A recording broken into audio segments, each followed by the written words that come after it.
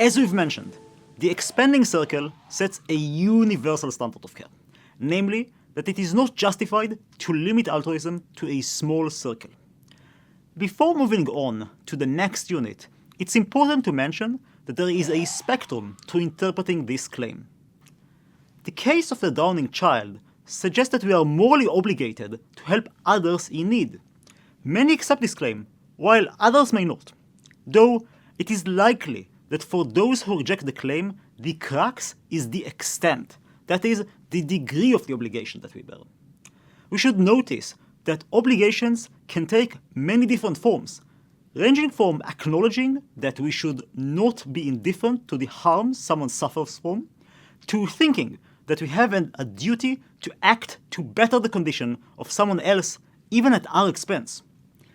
Going back to the drowning child scenario, maybe you believe that we should act, but only in the case where personal cost is very minimal, maybe even below the threshold of ruining a new pair of shoes. The important bit to note is that objecting by extent is not inherently contradictory to the concept of the expanding circle, because the concept does not require us to believe that we should value ourselves and everyone within our circles of care equally. Accepting the concept of the expanding circle simply means that those within our circles are worthy of care and that we should not be indifferent to their welfare. Practically though, even the minimalist version is meaningful. As we've already seen, many of us have opportunities to make a big difference in the lives of others without making big sacrifices that change how we live our own lives.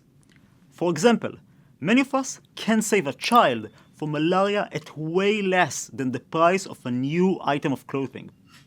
Therefore, even if we accept a minimal extent version of the expanding circle, it should at least make us reflect on our actions and explore more opportunities to help. But is caring for all living humans the final frontier of our circles of caring?